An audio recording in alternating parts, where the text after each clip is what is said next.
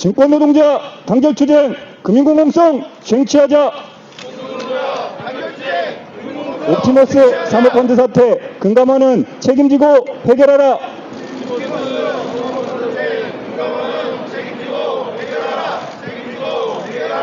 네, 여기 와주신 증권업종본부 간부님들과 그리고 NH투자증권 지부의 우리 현장 조합원들 함께해 주셔서 정말 감사드립니다.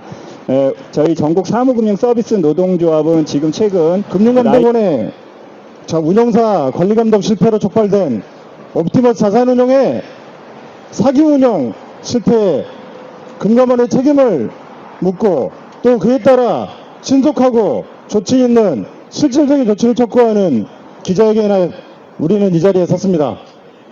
금융감독원은 자산운용사의 자산을 운용을 감독하고 검사하는 기능을 갖는 공적기관입니다.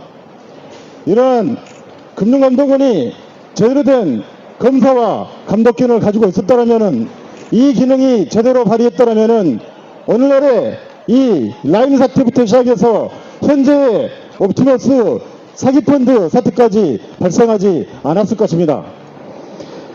불과 몇 달 전 제2의 제3의 라임 사태를 막겠다고 각종 사모펀드에 대해서 실태 점검과 그에 대한 재발 방지책을 만들자고 한 지가 엊그제인데 또다시 이렇게 반복되는 참담스러운 사태가 발생한 겁니다. 사모펀드 규제를 완화하면서 운용사의 권한은 더욱 막강해졌습니다.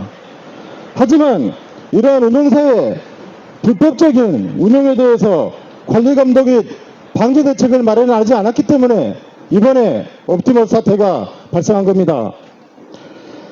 또한 현행법상에서는 판매사는 이러한 사모펀드 운용사를 견제하거나 감시할 구조를 전혀 갖지 못하고 있습니다. 그렇기 때문에 운용사가 처음부터 계획적으로 운용에 대해서 사기를 치고 들어온다면 판매사들은 눈뜨고 당할 수밖에 없는 그런 구조인 것입니다. 이렇듯 이번 옵티머스 사모펀드 사기 운용 사태는 금융감독의 사모펀드 규제 완화 조치부터 시작해서 금감원의 허술한 감독관리, 그리고 이러한 허술한 감독관리를 노리고 처음부터 계획적으로 치밀하게 들어온 정말 총체적인 금융감독 관리 실패 사태라고 말할 수 있습니다. 더욱 참담한 상황은 이번 옵티머스 사기펀드 사태의 모든 피해가 고객들과 판매 직원들에게 모두 남겨져 있다는 것입니다. 지금 이 순간에도 이미 환매가 불능된 고객들은 물론이거니와 만기가 남아있는 고객들은 하루하루 불안감에 떨고 있습니다. 또한 그 또 다른 피해 중에 하나인 판매 직원들 역시 하루하루 고통 속에 견디고 있을 따름입니다. 이러한 옵티머스 사기 사건이 피해자 보호 원칙에서 조속히 해결되지 않는다면 금융기관의 신뢰는 물론이고 이제는 금융투자업계 시스템조차도 붕괴하지 않을 거라 장담할 수 없을 것입니다.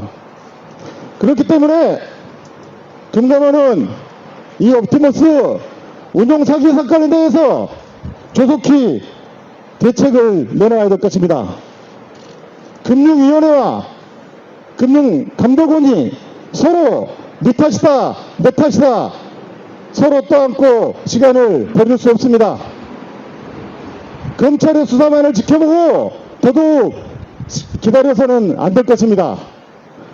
추가적인 피해를 막고 이 옵티머스 사기펀드의 최대한 빠른 수습을 위해서는 펀드 자산의 동결을 넘어서 지금 이 순간에도 빠져나가고 있을지 모르는 모든 옵티머스 자산운용의 자산을 동결하고 신속하게 회수 조치에 들어가야 될 것입니다.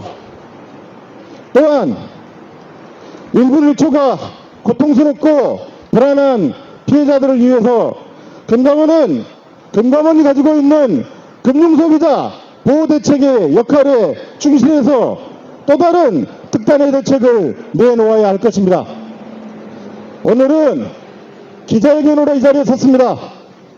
하지만 하루하루 절박하고 고통스러운 이 상황에 대해서 금융감독원이 책임있고 조치 있는 실질적인 이런 조치를 내놓지 않을 경우 노동조합이 할 수 있는 모든 수단과 방법을 총동원해서 이 사태 해결을 위해서 끝까지 싸워나갈 것이며 그 책임의 중심에는 금융감독원도 절대 빠져나갈 수 없음을 분명히 하는 바입니다. 투쟁! 일단 연이어 계속되고 있는 이런 그 사모펀드 문제로 선량한 투자자들이 큰 고초를 지금 겪고 있습니다. 증권 노동자의 한 사람으로서 무거운 책임감을 가지고 지금 이 자리에 서 있습니다. 우리 사회는 일반적으로 무슨 사고가 터지면은 일어난 현상과 그 피해에 주목하는 경향이 있습니다. 하지만 저는 참담한 사모펀드 사고의 내용보다는 무엇이 지금의 사모펀드 사고를 불러왔는지에 대한 근원적인 말씀을 몇 마디 드리고자 합니다. 2012년 미국 대선 당시 공화당 후보였던 미트 롬니는 과거 본인이 헤지펀드를 운영했던 경력 때문에 선거에서 큰 고초를 치렀습니다. 자본의 자유가 전 세계에서 가장 높게 보장되는 미국에서도 그 헤지펀드의 피해는 너무나 잘 알고 있었기 때문입니다.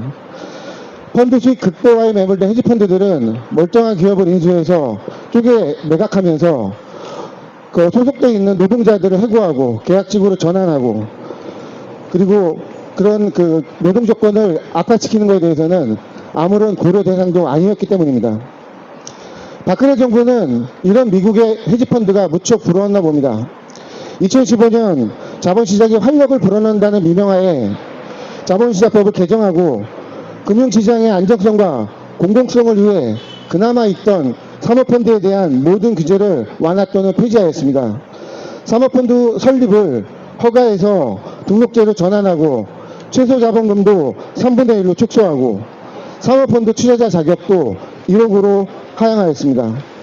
또한 라인펀드 때 우리가 잘 알고 있듯이 펀드 간 돌려막기가 가능하게 하는 복층형 투자운용사 설립 즉 SPC 설립을 허용하게 되었습니다. 또한 오늘 옵티머스 사태의 가장 중요한 핵심 문제인 투자 자산에 대한 공시 의무를 면제해 주었습니다. 그 대한민국의 사모펀드는 우리가 세계 금융 역사에서 잘 알고 있듯이 자본의 안정성과 공공성은 무시되고 탐욕을 향해 질주하게 되었고 오늘날 이 사모펀드 사태는 그 질주의 결과인 것입니다. 무책임한 규제 완화의 결과 사기꾼 집단이 자산운용사라는 탈을 쓰고 법 테두리 안에서 공공연하게 범죄를 자행하였고 금융당국은 그 사고가 터지기 전까지 인지하지도 못했고 그 이후의 대응도 매우 부실하였습니다.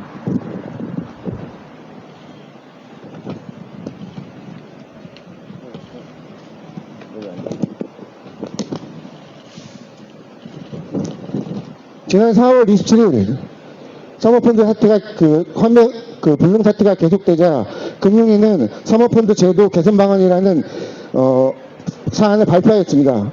1년에 초대형 사모펀드 사기 사건을 일부의 부작용이라고 표현하면서 책임 회피에 급급하였고 그 대책도 부실하였습니다. 금융당국은 지금의 사모펀드 사태의 장본인입니다. 지금이라도 자금의 사태에 대해 사과하고 책임지는 모습을 보여야 합니다.